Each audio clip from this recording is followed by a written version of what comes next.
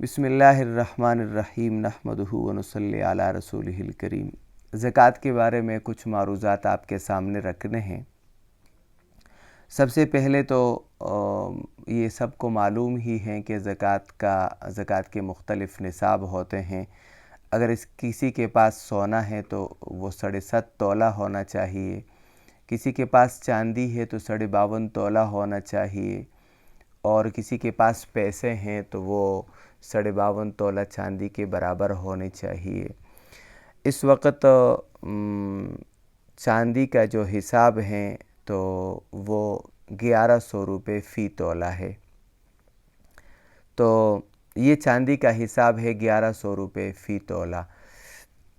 52 تولے کے حساب سے جتنی رقم بنتی ہے، اگر اتنی رقم کسی کے پاس پیسوں کی شکل میں موجود ہے تو اس پر زکوٰۃ ہے، یا 52 تولہ چاندی ہیں کسی کے پاس تو اس پر بھی زکوٰۃ ہے۔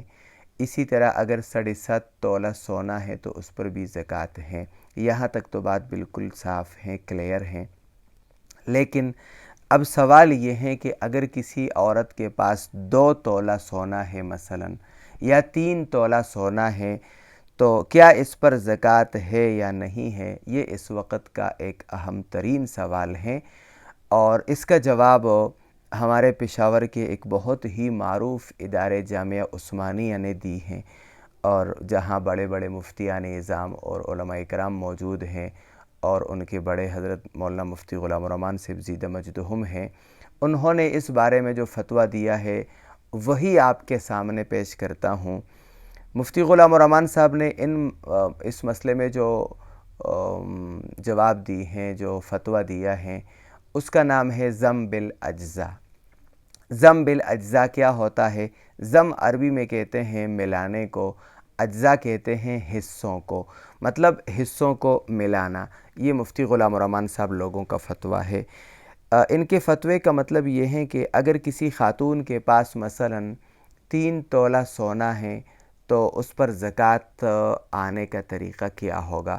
تو وہ یہ ہے کہ اگر 3 تولہ مثلا کسی خاتون کے پاس سونا ہے تو سب سے پہلے یہ سمجھ لیجئے کہ شریعت میں 1 تولہ سونا وہ 7 تولے چاندی کے برابر ہوتا ہے۔ یہ تو ذہن میں رہیں کہ 1 تولہ سونا 7 تولے چاندی کے برابر ہوتا ہے۔ اگر آپ یہاں تک سمجھ گئے ہیں تو اس کے بعد مفتی غلام الرحمن صاحب کا فتویٰ یہ ہے کہ اگر کسی خاتون کے پاس مثال کے طور پر 3 تولہ سونا ہے تو 3 ضرب 7 آتا ہے 21، تو گویا کہ اس لحاظ سے اس عورت کے پاس 21 تولہ سونا ہے۔ اب اس پر زکوٰۃ کب آئے گی؟ تو ہم ان 21 تولوں کو پہنچائیں گے 52 تولہ چاندی تک۔ 52 تولہ چاندی تک ہم پہنچے تو پھر اس پر زکوٰۃ آئے گی۔ اب اس عورت کے پاس اگر 3 تولہ سونا ہے تو اس کا معنی ہے کہ ان کے پاس 21 تولے چاندی ہے۔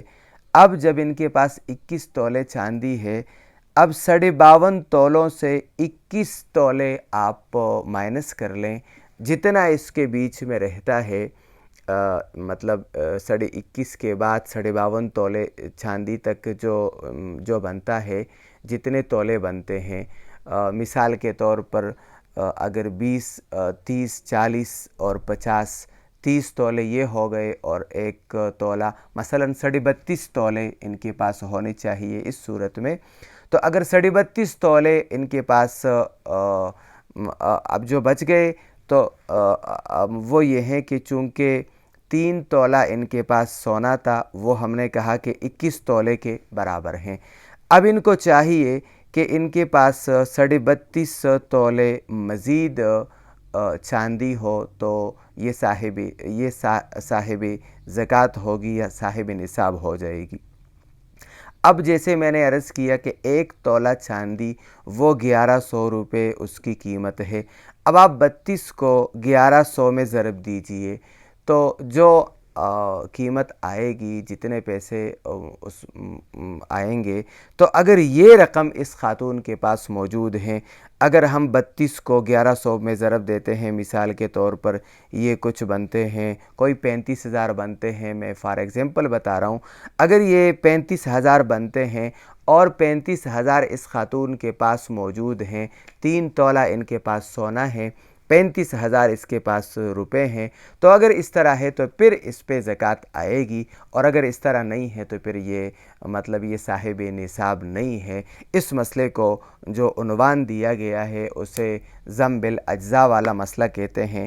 اس پر آج پاکستان کے مشہور مفتیان نظام اور علماء کرام فتوے دیتے ہیں۔ یہ آپ کے سامنے یہ مسئلہ عرض کرنا تھا۔ وآخر دعوانا ان الحمد للہ رب العالمین۔